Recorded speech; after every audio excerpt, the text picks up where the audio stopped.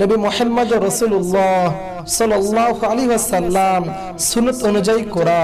আমাদের প্রিয় নবী দুধ পান করার সময় যে দোয়াটি পড়তেন তা আমরা আজকে এই ভিডিওর মাধ্যমে শিখে নেব। প্রিয় দর্শক, চলুন দেরি না করে দোয়াটি শিখে নেই। দুধ পান করার দোয়া। আল্লাহুম্মা বারিক লানা ফিহি ওয়া জিদনা মিনহু। আমি দোয়াটি আবারও বলছি, আল্লাহুম্মা বারিক লানা ফিহি ওয়া জিদনা মিনহু। বাংলা অর্থ, হে আল্লাহ, আপনি এই দুধের মধ্যে বরকত দান করুন এবং অধিক পরিমাণে দান করুন।